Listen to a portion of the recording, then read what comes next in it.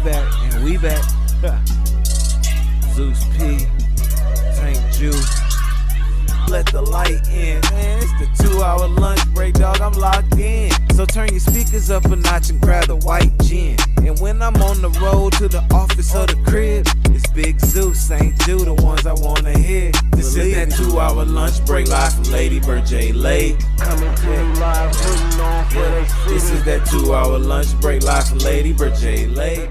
And it's coming home to Texas. It's coming home all the way to Austin, Texas, baby. We are back with another edition of Season 5 of the 2-Hour Lunch Break Podcast, a podcast from Austin for Austin, shared with you around the world. We're here at home base, Dawa Studios, east side of Austin ATX. I am Saint, one half of the 2-Hour Lunch Break Podcast, and I got my co-host, Try with Zeus. And we've got a great guest in the building. She is a talented cultural strategist and journalist, originally from Arkansas.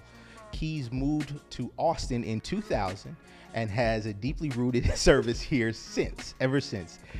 She's a proud graduate of LBJ High School right here in Austin, Texas, and she holds a bachelor's degree in business administration and marketing from Baylor University. Notably, she has remarkable impact through work in DreamCon and an anime and gaming convention that brings together like-minded individuals to collaborate with pop culture, comics, art, cosplay, and much more. Her efforts roll out many endeavors outside of DreamCon, but the roots here in Austin, Texas, making a staple event for fans and friends alike.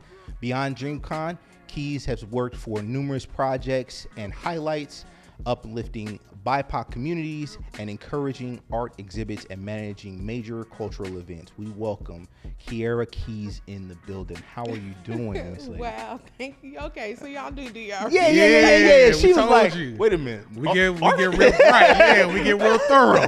You know. I see. I'm like, nobody ever mentions Arkansas. She was like, how y'all know that? How you know that? Right. Like, no, I'm telling you. Well, thank y'all for having me. Yeah, Thank you, of course. So I know, you're a woman of many hats. You do a lot of different things, right? So we appreciate you, taking time out of your busy schedule to come, pull up on us, have good conversation and everything like that, right? So with that said, man, let's go ahead and dig into your background. Yes, let's I know do it. we were just talking about Arkansas, right? So coming from Arkansas to Austin, talk about that journey. I know you said you came here in 2000. What was that experience like? It was different. Growing up in Arkansas, my dad was in the military, and so I was a little bit of an Army brat. We lived in parts of Tennessee, if I remember correctly. We lived in Kentucky, but his family was from Arkansas. So when he got out, we kind of settled there, and my mom was from Corpus.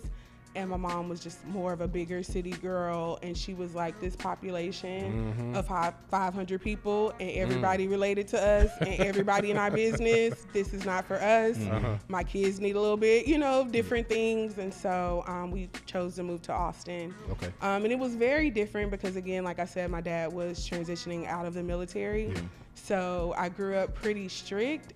And then he moved to Austin and then just went like hella hippie and was just like, you're 12 and in the Bible, you're an adult and you get to make, your own decisions. This is your life.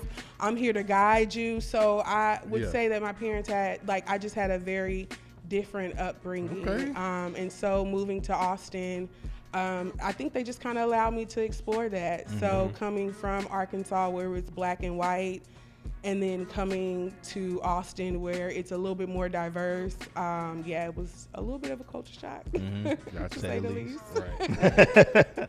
So tell us about your experience at LBJ and Baylor University. How was that? LBJ, I loved LBJ. I'm a Jaguar for life, class of 2007. Hey. The best class. Right, there we go. Class 07. Oh, thank heaven for class of 07. Oh, wow. Christ. Let's go. So, LBJ was a lot of fun. Before LBJ, I went to Dobie.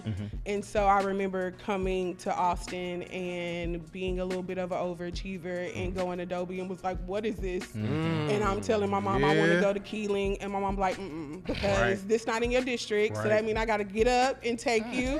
She's like, nah, we believe in education. If you value your education, you're going to learn anywhere. And I just remember my mom telling me that. And She told me that in 6th grade, I wanted to be at Keeling, and then 8th grade, I graduated at Dobie valedictorian. Okay. So I was like, it kind of just made sense of what she said. Then I went to LBJ. While I was in the district, I still tested to be a magnet student. Okay. So I was in the magnet program, and I really just started to see then just more of like the educational system and like the class system and how it worked in education.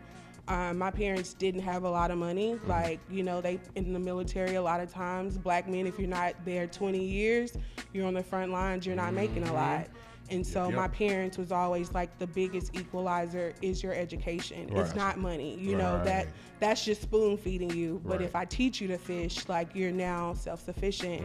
And so they were big on education. So while I was at LBJ, I was in the magnet program, but I also kind of understood like the CAP students, the non-magnet students, and it was just a lot of information they didn't tell those students. They didn't tell them that they did have access to take magnet classes. They didn't tell them that you can be on the swim team, that you can be on lacrosse team. They kind of kept certain things away from those students. And so I say, and we say, that we were the reason that they separated the school so much, because while we had magnet and we had magnet and non-magnet, we did everything together. That was like a strategic, that was what we wanted to do. So I ran for class president as a CAP student because I was in the district, but I was technically a magnet student, and that allowed another magnet student to run. And that way we kind of could advocate together of like what was happening. I could tell CAP students, like, you can be in this book club, you can be in sci-fi. So we had our homecoming together. It wasn't separate anymore. We had our prom together. And so I think that was really what kind of ruffled feathers just kind of up above, because then it was harder to separate funding because we're not segregating ourselves. So then that next year, they made magnet have block classes and non-magnet had regular classes. So then it became a way where you couldn't do it at all. And so, at LBJ, I was very vocal. Like, I got suspended for causing a protest. Like, I was that student. So I'm active. like, this person that I am now, it's really always been in me. And LBJ really just kind of fueled that. For sure. I think the teachers there poured into me. I think for me, I've always been a busy person. And so that could be channeled, that could be used for chaos, or it could be used for good. And I think had those teachers not seen that and poured into me, I could have been in another place. So I'll always have love for LBJ, for the culture, for what that gave to me, for sure. Gotcha. So, kind of going back to what we were talking about in the beginning, like, you're a woman of many titles, you're a woman of many hats, right? So I'm curious though. Can you explain to me what a cultural strategist is, and how did you come into that role? Yes. So a cultural strategist. I kind of gave myself that term when I got a position with the city of Austin. So I had been applying for the city of Austin like 3 different roles, and every time I would get down to like the last 3 candidates and I wouldn't get it.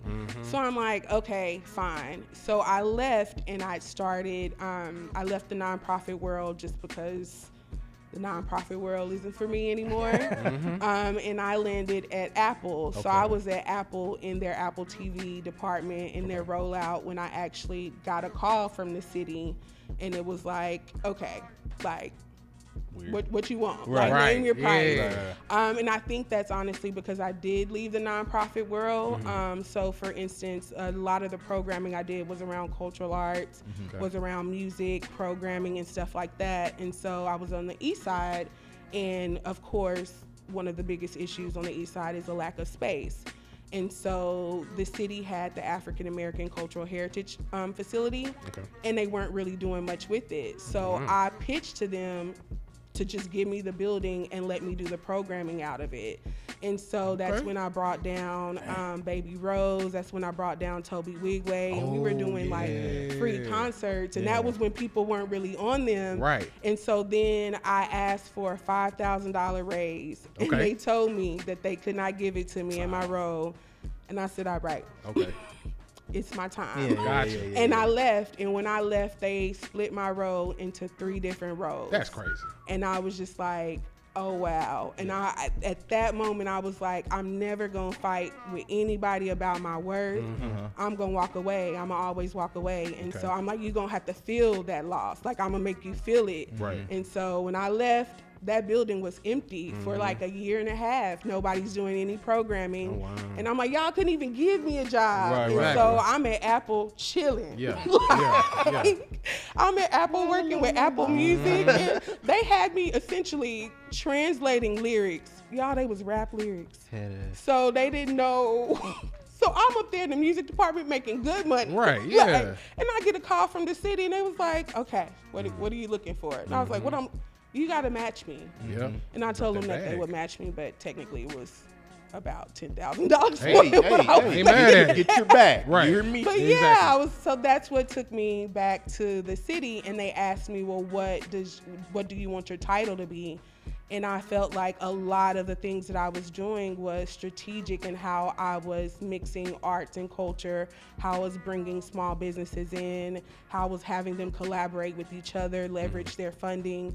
And so they didn't have a title for me. They let me make my own title. So Okay. that's how I That's got that hard. I title. like that. I like that. Yeah, that's super dope. What would you say was your biggest challenge during that time, like setting up those events, curating that kind of environment to become a cultural strategist, as you say? I would say, like, the challenge is the challenge that never changes. I think in Austin, it's the challenge of a scarcity mindset. And so on one hand, I was having to tell artists, oh, okay, well, how much do you charge for this event? And they're like, oh, I've never been paid for an event. So then I'm having to say, well, no, baby, you gonna you get paid over money, here. And then I have other artists where it's like, you don't even have the stage presence of this artist that was gonna do it for free, and you wanna take up most of my budget.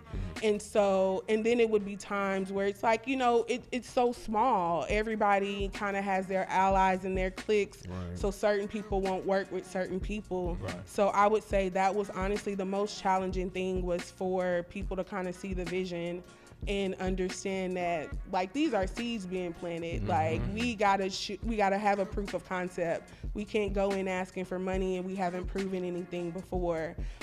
You know, if you don't have the funding, let's pool this funding with this partner and this partner, and then everybody can eat. And now you all have a proof of concept and can go back for larger funding. So I would say that was some of the initial challenges. But even before that, it was like, honestly, for people to take me seriously. I would come in and ask people if I could work for them for free. And like, nah, like, oh, let me just get my feet wet. And I saw that in Austin more than anywhere else. Like, I've never had to argue with anybody about my fee. Dallas, Houston, Miami, Atlanta, LA, and then I see that here. And so that's sometimes disheartening, for sure. But I mean, I kind of know what my goal is. And yeah. Okay. So I got a question for you, right? So I know we were doing some research, right? Infamous research. And come to find out, you're a big fan of Insecure. I am. Right? Okay. So now that that's been confirmed, I know I was reading an article that said that the show had a big influence on your professional career. Right? Talk about that a little bit. Insecure was, honestly, it's still one of the freakiest things that I think about when I think of Insecure, because it was almost like somebody was watching my life and writing about it in real time. And so, like, my partner, he knows, my friends know it. Sometimes, like, I couldn't watch the episode because it would give me, like, panic attacks. Because I'm like, Trigger. I'm dealing with this right now. Like, who's watching this? Wow. You know? And so, yeah, Like for Big sure. Brother or And then something as like I that. looked up, like, Issa's life, I was like, oh my God, it was so parallel and so many similarities to mine. So for instance, I think she went to Stanford, so a predominantly white school that's kind of on the cusp of Ivy League, same way Baylor was. I think it was very much a culture shock, and even the black community there was mostly Nigerian, and so I didn't necessarily relate to that. Right. And then coming out, I worked for nonprofits. And Yeah. I don't want to drop any names, but I worked at a We Got Y'all. I worked at a We Got Y'all as soon as I got out of college. And I was just like, oh, wow. Like, you know, and then even like the open relationship parts, like my parents had an open marriage for a portion of their marriage. I had an open relationship for a portion of mine. How she ventured in, like just kind of venturing from nonprofit to music to kind of in a consulting type role to art, like all of those things like hit the mark. Gotcha. Like, yeah. Okay. So, I would say it was very similar especially when I wanted to create my goals, because I had never seen anybody kind of have a goal plan of something that I could possibly see my life looking like. Like when people think of people they aspire to be, I'm like, Rihanna. Like I loved her authenticity. Yeah, I think that spoke with her brand. It's, as a person who studies brands, it's so hard to break a brand that's authentic. Right. It's so easy when everything is calculated, when everything is strategic, when everything is fake and performative. Like, you know, you're essentially, the brand is on eggshells for the life of the brand. And so I think, you know, in looking at how Issa has created this authentic brand and looking at how Rihanna has created an authentic brand, I think those are some of the type of lifestyles or the type of work and impact I would like to have in my dream world. Gotcha. I love it. So when you mentioned Insecure a few moments ago, Issa Rae, of course, had her monumental moment, the block party. Right? What's something that's monumental or an achievement or a project that you've done that stands out to you? I don't know. And it's crazy you ask me that, because I'm like, I have a lot of big projects. Yeah, you do. A bunch of them. I do. And, you know, people just tell me you just finish something and then you go into something else. But honestly, I would say all of my projects have been monumental in some way. I would say a big project for me was during COVID, where I got to work with Tita, and he came to me and he basically had created an album, and he had planned to release it, and this is before the pandemic. Now he's in a pandemic and he's like, I can't go on tour. I can't push this album. What do I do? And I'm like, people always approach me with the craziest scenarios. Like, I got it. So I was like, okay, let me hear the album. And so I listened to it and I was just like, this is actually pretty damn good. And so I was like, okay, I have an idea. So I asked him if we could essentially take the album and turn it into a visual concept. And he was like, no. Okay. I was like, I just want to take it and, you know, essentially make an art exhibit out of it. And he's like, yeah, no, I don't want to do that. He's like, artists here always doing, you know, all this different stuff, and I feel like that's going to take me away from the music. And so I just remember being so frustrated and like, I don't understand what I'm missing. So I was like, okay, let me go back to the drawing board. And it's just like this running joke with my friends that I don't hear no. Like, I really don't. It's always like, okay, well then that wasn't convincing enough. Exactly. And so I was like, all right. So I was like, I asked him, I said, who are two artists that you can maybe, who inspire you, influence you, or if you could have similar careers, who would it be? He said, Kanye and Young Thug. Oh, Lord. And I said, That's a... Excuse me, sir.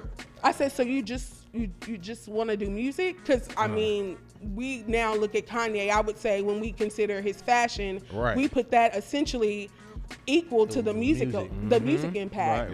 And so I'm like, Young Thug has definitely branched out into fashion. And so I'm not saying that you have to do fashion, but as an artist, you have to be multifaceted. And then I said, you're in Austin. These white people don't care about rappers in Austin. I was like, they don't care about black rappers. They'll love any other type of rapper, but they don't. I said, but they love black art. They love black visual art. And for some reason, they don't make the connection of rap being as important as, you know, just substantial as art. Right. And so I Right. was like, Right. well, we make that connection for them. Right. Because like if you can't go on tour, then how do you increase your fans? And the fans you already have are already fans. So I was like, if you're going to be in this city, just expand to a new audience of fans. And that new audience will be visual art fans that may have never heard your music. And so it took a little bit of convincing, but I essentially listened to every track and we drew out concepts of it and we chose the pieces for it. And it ended, we applied for a grant. I helped him apply for a grant for it and he received it. And then we, I selected the gallery.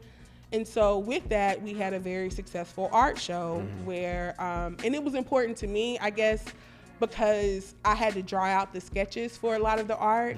And that was the first time I had ever made my own art that went into the show. Right. And that was the first piece that sold. Hey, and so, there we go. you know, it was so important, I think, to me because I saw the impact it had on him. He had been rapping for like 10, 12 years in Austin, but it wasn't until we did the art show that Spectrum called. Right. It wasn't until we did the art show that he gets a stage on ACL. He's been here. He's been doing Yeah, this. I He's remember been, Team Next, all you know, that. and so that was really cool. And also the album that he did was 24. And so we did that concept and I drew the concept from the hood. Like we're both from 24. Texas. So it meant so much for us to work together from, you know, just that impact of our neighborhood.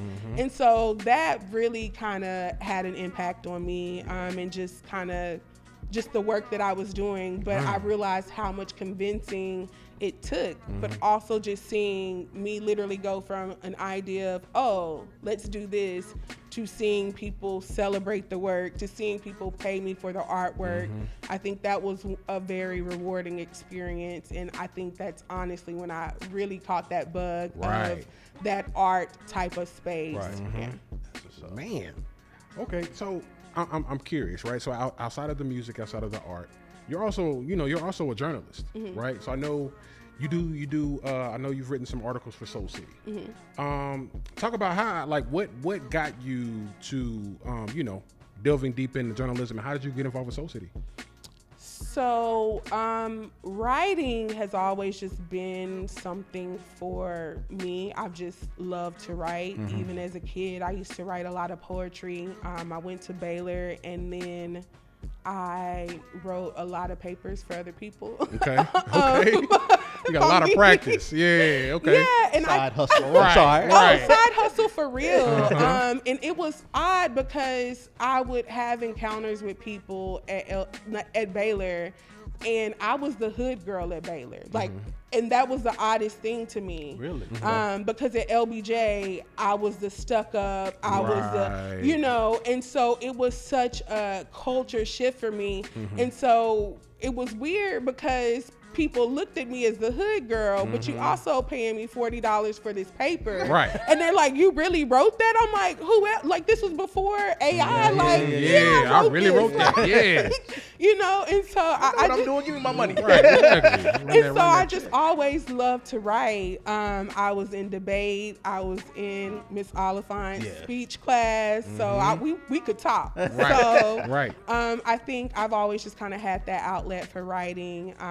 And so I would occasionally write. I would write for other people, even some of my friends who do radio now, some who wrote for the Chronicle. I've written for them as well. It's kind of white label to just kind of, get my chops. And so Soulciti reached out and they wanted me to help them on strategy. And so I was like, let me write about a lot of the creatives that I know and highlight just the things that they're doing. I think a lot of times we're talking about the same types of programming. We're talking about people doing the same types of things. And I just wanted to highlight what I thought people in the city were doing that was different, what they were bringing to the culture that wasn't just, oh, I saw this went well for this person, let me do it too. Right. It was, how do I establish something different? How do I give back? And so I just asked him if I could write for him, and then he started paying me to do it. And then I would kind of recruit other people to write about their interests if I felt like it aligned with the culture. And yeah, so it's kind of how I ended up freelance writing for him. I still freelance write for other people, but it's mainly white labeled on that side. Yeah. Makes sense. Gotcha. Makes sense. When it comes to journalism, let's talk about storytelling, in particular the African American experience. How do you write that story or tell that story and highlight, make sure you're emphasizing Black? That's interesting. That's a really interesting question. I think I just try and write from an authentic place. Right. I try and write from my voice. I don't think that we are monolithic, and so I do think different types of stories need to be told in different types of ways in order for them to be received in the way that they're meant to.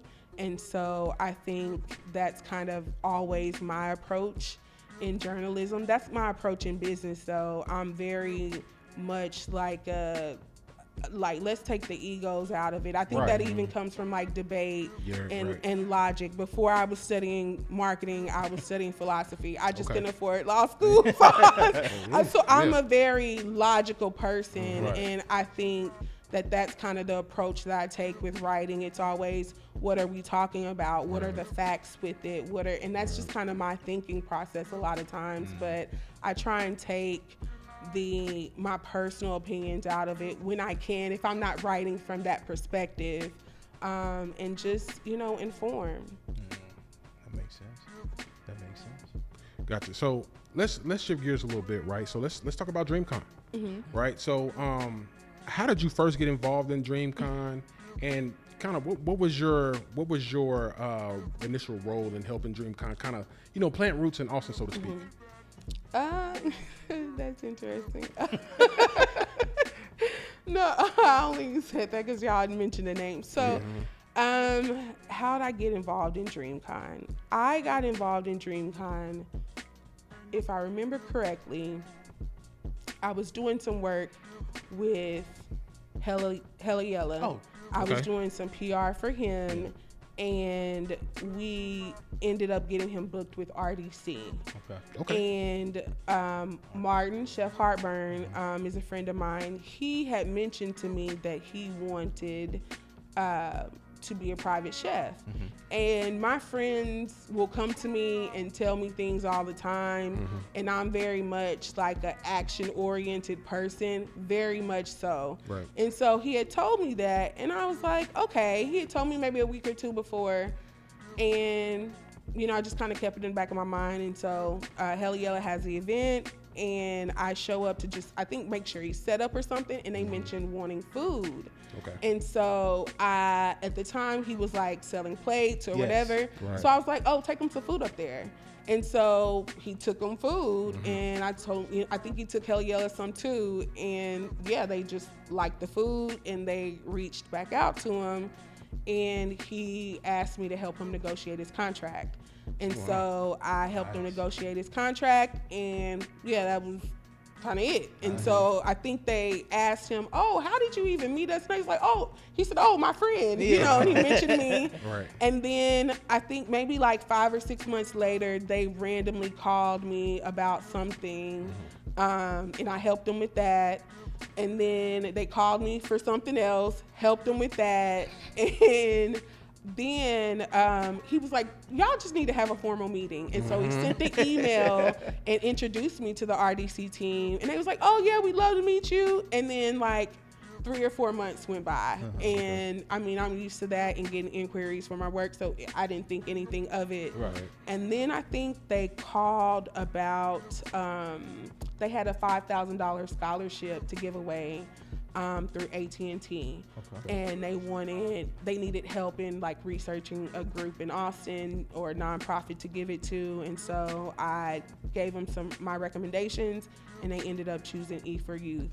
And so they gifted them that, and then they called me again, and they was like, look, you randomly we ask you random things, and you always always pull through.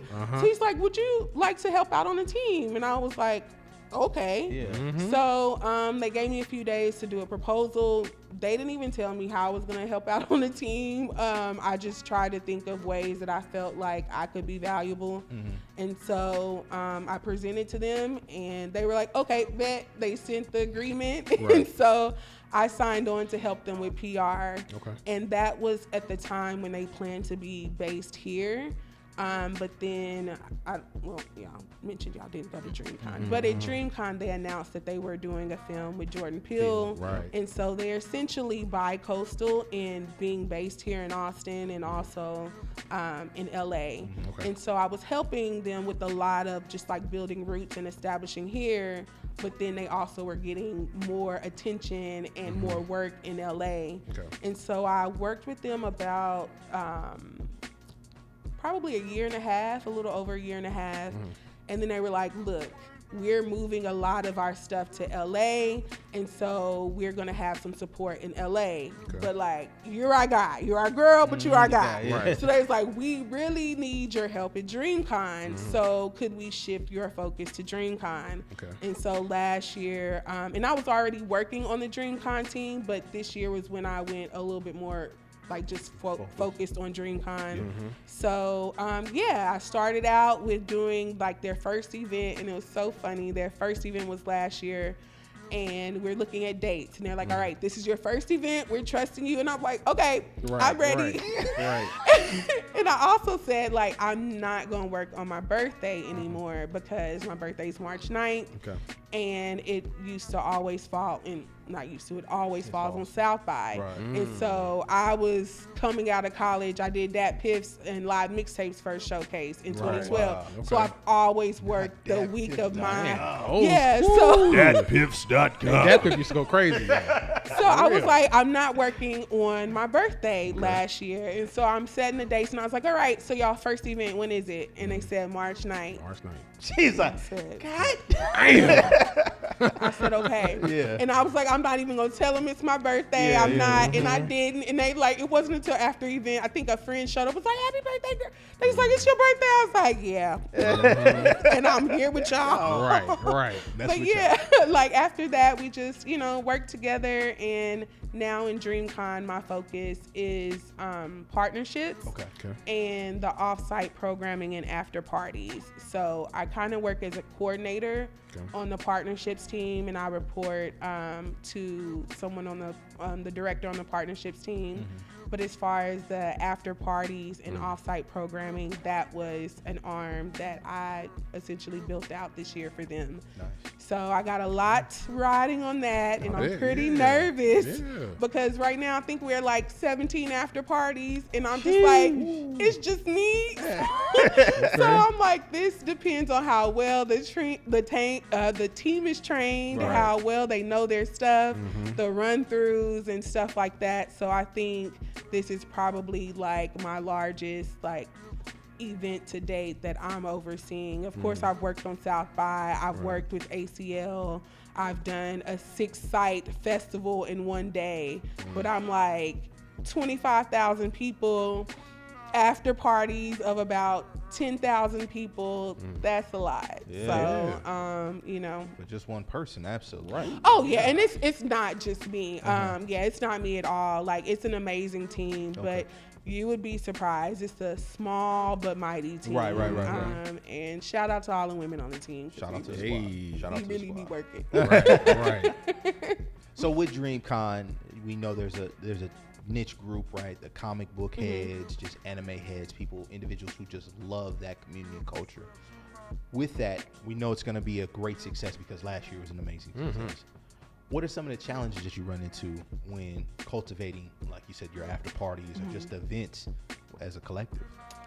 I mean, there's so many things. Yeah, right. I would say there's so many. For sure, I think for us, we just kind of, we work well together. We're big on communication. We're big on accountability, like on everybody owning their stuff. It has to be that way. As far as challenges, it's just a lot of people, and it's I think for me, as I've gotten older, I'm embracing my auntie stage, but I really people are getting more and more unpredictable, and so I think one of the biggest highlights, at least for me last year, was that we brought over 20,000 people and there wasn't a fight. There wasn't any issue. There wasn't anyone getting hurt, or anything like that. And of course, there are scenarios and there's cases, but to just in recent times of what's large gatherings in Austin, regardless of the race, it's been very scary. And so that's always what I'm thinking about, is the safety of everybody, because I know we're always under a microscope more than everybody else for our events, for our businesses, for everything. And so my goal is always that everyone is safe and that, we're covered in that way from a liability standpoint, because I believe and I am a victim of first they hail you, then they nail you. So, I just try and think of all those things and all those cases and all those scenarios. And of course, you can't think of, but you do try and prepare for those. And so I think that's one of the main things and concerns that the team has as a whole, is everyone having a safe, fun time. And I think it's a lot easier because they really blurred, they really nerdy. And it's funny because cosplaying, all that. For me, it's I've never not, and it sound weird, but I've never not been cool. I don't have to be the most popular, but I can keep up. But with them, nah. So with them, they look at me you don't know what happened in Jujutsu Kaisen. I'm loser. Exactly. And they openly do it. And I just laugh to myself. I'm like, bro, I'm gonna let y'all have it. I'm in y'all world. I'll respect it. Yeah. You got it. It was episode 22. But all right, you got it. But I would say, I think in working with DreamCon, one of the most fascinating things, and just things that was surprising to me, was the lane and opportunities that Black content creators have. I just didn't know that world. I'm coming from music and entertainment, and so the way that I came in with DreamCon wasn't the way that everybody else did. They were there essentially from day one, where they're planning it, and it's a lot of their ideas. So I could see how when I come in and I'm making a little, some of those decisions, I try and just handle that with care. But I also just see it is a whole other world that opens up. And you think when people are gaming and making money from streaming that they sit on there for hours and that they have to be good at a game. It's I met millionaires there. One guy, he was like, I actually make my money being bad at a game. He's they pay me to do no research. Terrible. Go in and play the game and just see, and I was like, I never thought of that. Okay. And then another guy was like, I make my content just with my son.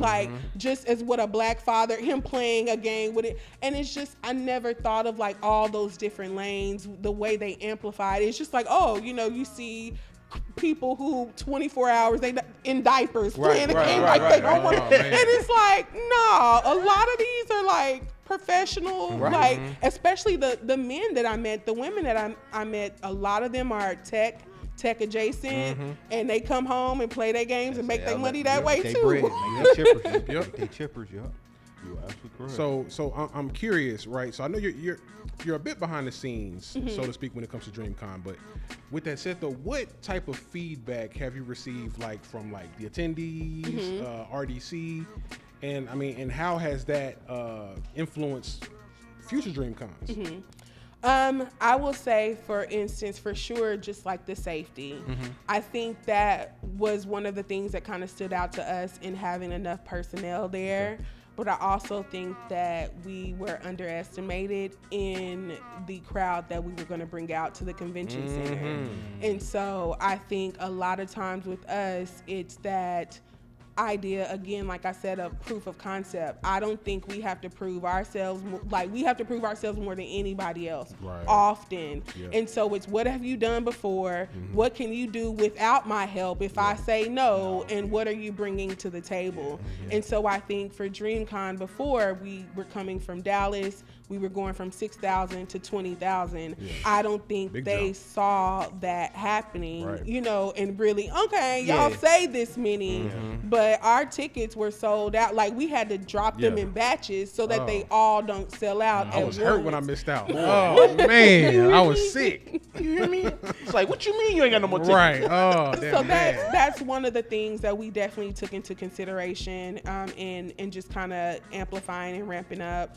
We also wanted to take into consideration the presence that women had there, because so many women are behind the scenes, and so we wanted to make sure that it was equitable in the talent that we had there. And I will say, as far as the cons, we have, well, we do have probably the most diverse con, but we also, as far as percentages, ours sits around, last year was like 67-33, as far as the percentage of men and women. And that's pretty high for the women participation in a con.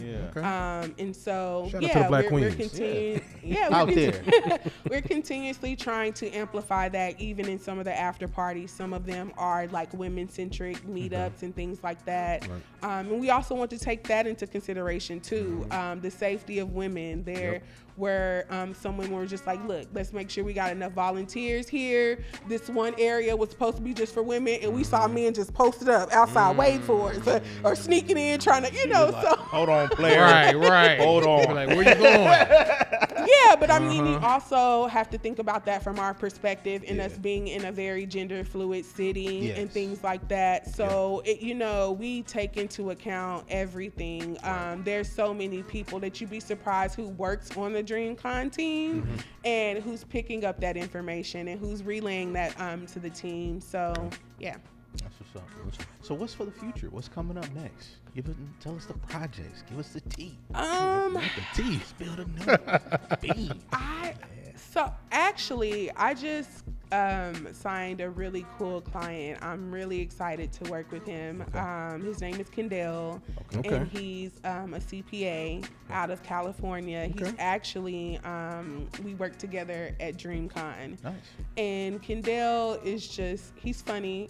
But I would say the best way to probably figure him out or get a feel for him, he's actually on, have y'all seen the Magic Prank Show on Netflix? It's essentially I've like, seen the preview. I haven't got a chance to watch it yet. Yeah. Okay, I know so what he's you're on talking episode 2. Okay. His brother pranked him. Okay. But yeah, we work together, and he's working on something called CPA Con. So he's essentially making a DreamCon, but for accountants, focused on Black accountants. Okay. So the whole goal is to get more just diversity in accounting, and he's based in LA, and I didn't know, but California has the largest like certified accountants in the world, like the largest concentration. They also have the largest board in the Cal CPA board. And so he's already been co-signed by both the Cal CPA board, NABA, and everything. Nice. And so we're working on that concept, and it's been cool because we've worked on it twice essentially with DreamCon. But the whole goal is to get people, particularly our people, interested in understanding the importance of accounting, just from a personal business standpoint. So that's one project I have coming up.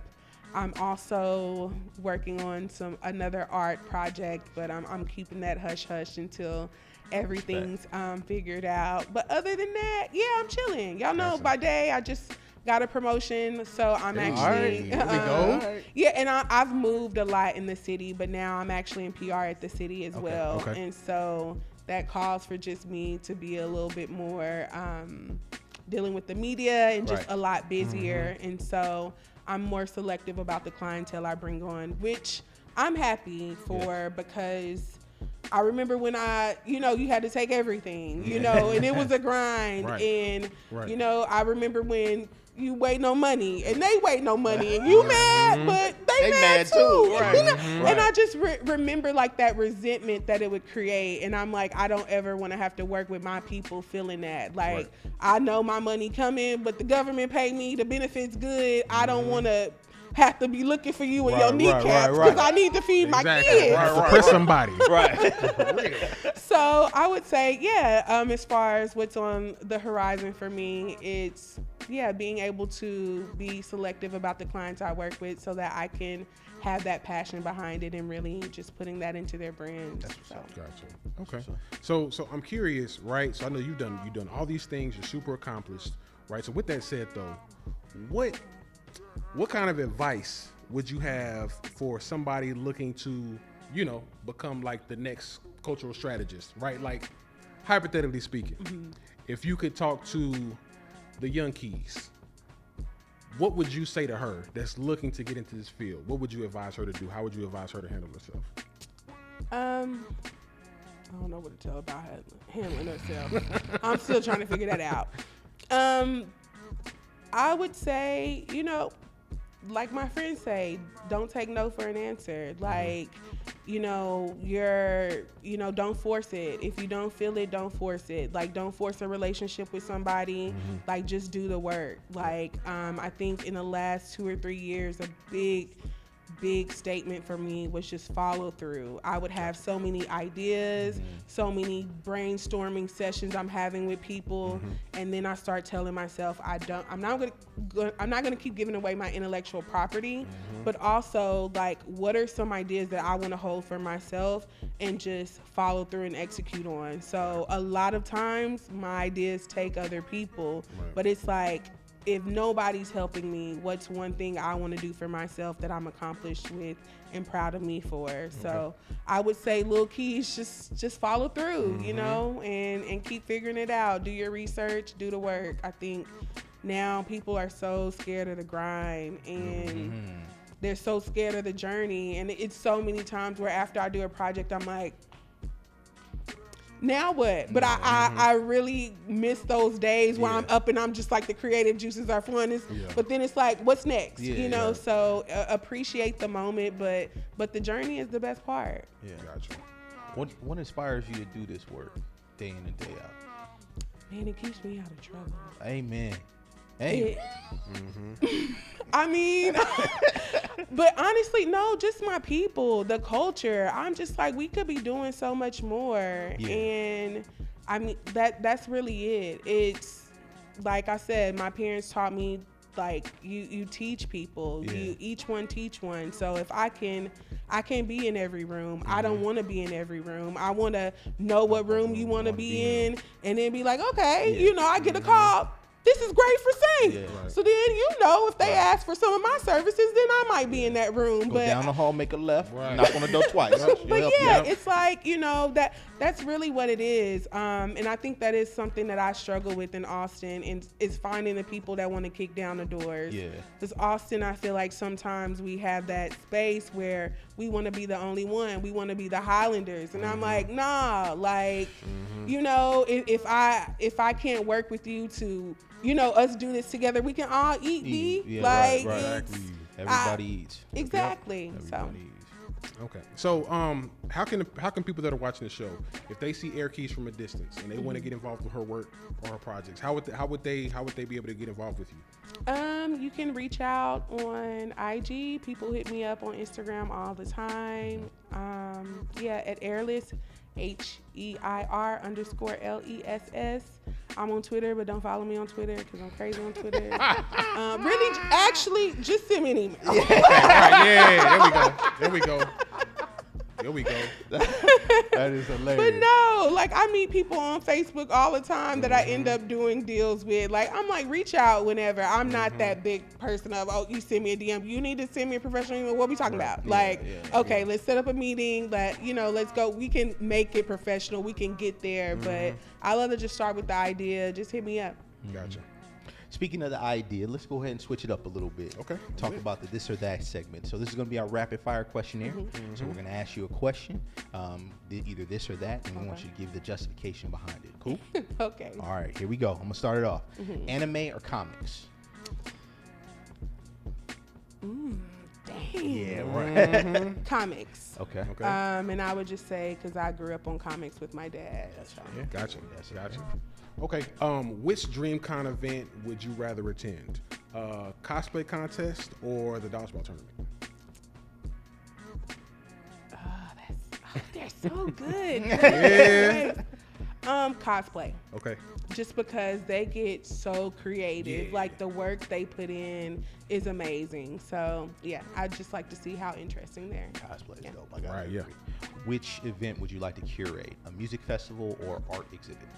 Art exhibit, hands down. Okay. Hands down. Okay. We know somebody. Right. We know somebody. Only because musicians,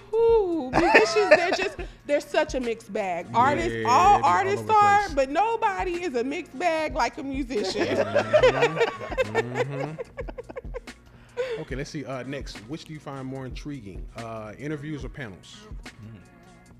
Interviews. I like just more in depth. I think more of that one-on-one type of perspective. People reveal more about themselves. You get more rapport from them. You get you have a chance to get below the surface. Where I think with panels, you got to keep it pretty light for the most part to share the stage. Gotcha.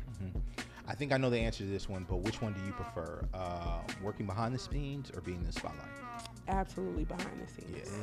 Just send me the check. Yeah. Right, yeah. There we go. I don't need to Like be I seen. said, It's first all they good. hail you, then they nail you. I don't even want to know. That's why I'm like, I'll tell you my projects after they done. Right. No, There we for go. sure. There we go.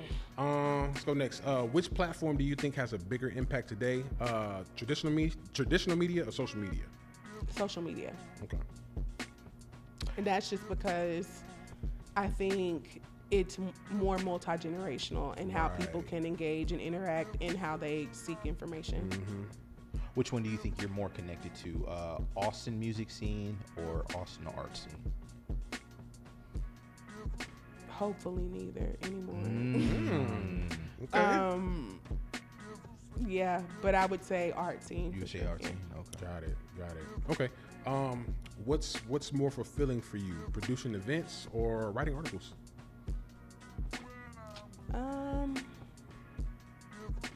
I would say producing events just because I'm working with more people and I think it has more of an impact. Like I can write a story about somebody and I know none of them are really life changing, but I hope at least it has that impact on them. Yeah, But no, I for think sure. when you produce an event, that has an impact on everybody who's involved in the event. They all get their own perspective. They all walk away with lessons learned. Yeah, and right. so I think everyone kind of walks away with just something more added to their resume. And so you just have a larger impact in that way. Which event do you prefer more? Networking events or a solo project? What do you mean as far as solo project? Solo project, so like a solo event that you curated on your own. Networking events. Yeah. I don't know. I don't like working alone like that. I mean, it's cool, but yeah, I like working collectively and collaboratively. I get to learn from people. They get to learn from me. You get to see different styles. Solo, I mean, it's just kind of, it's boring. And I don't work that. Yeah, I'm best on a team. Say, hey, friend. Right. Right. Okay. So now we got the final question of the night, right? And we talked about this earlier. We asked this question to every guest that comes onto the show, right? So you got a chance to, sit down with us, good conversation, good vibes, all that, right? So with that said, who do you think will be a good guest for the podcast in the future? But before you answer, it has to be somebody in your, in your contacts, in your phone. You'd be like, hey, I pulled up on the 12 lunch break. I had a ball. Who would that person or people be? I would probably say it would have to be somebody from the DreamCon team. Hey. And so that would either be, of course, I'd love to get y'all RDC. I'll check on that. Okay. But, as far as That like would be a hoot. internally on the team, I would say either Brandon Smith. Okay. Brandon works. I ain't gonna say where he works. Yeah. But Brandon Smith. Yeah. Brandon is a professional Okay. in the social media space. And he's just a great leader, and I've enjoyed working with him. He's from Austin. Well, he's not from Austin, but he lives in Austin. And he's come on the team, I would say, in the last year, and it's just been great working with him and learning his leadership style. Yeah. And then I also was going to say Kendall, the CPA. I know he'll be here for DreamCon. There you go. And he's just funny, but not just fun. I think I say funny, but it's always. I love how he tells a lesson and teaches a lesson in like accounting and makes me interested in accounting. And so I think the way, and he's young, he's like 30. Okay. He is apparently graduated from high school in Morehouse, like at the same time. Oh, wow. Okay. Yeah. And so I just think, and he's into anime. So you don't find that type of person who is running a pretty profitable CPA business. And I think just kind of showing those different types of styles of how we are authentically and show up in our workplace is just good for the culture. If it teaches anyone else something about accounting, you know, or another lane that they could possibly venture into, then yeah, it's helped somebody. So. Gotcha. There it is. There you go. Plug your social media handle so everybody knows where to find you. Airless on IG, so that's HEIR_LESS. I'm Air Keys on Facebook. That's HEIR and then KEYS. And yeah, that's all I'm okay with. Gotcha. There we go. That's good enough for us. Find me how you find me. That's good enough for us. She said no email. Right. That wraps up this edition of the 2 Hour Lunch Break podcast. Once again, shout out to Air Keys for taking the time out of her busy schedule to chop it up with us. Yep. Shout out to our production behind the boards, Ever and Caitlin. You can find them at Cafe Yodo and Waifu Caitlin. Shout out to our home studio at Dawa Studios, East Austin, Texas. Episodes of the 2 Hour Lunch Break can be found streaming on all platforms. You can find us on X at 2HLB Pod and on Instagram, 2HLB Pod, and on X at the 2 Hour Lunch. Thank you for tuning in. Yeah. And it's coming home to Texas. It's coming home all the way to Austin, Texas, baby.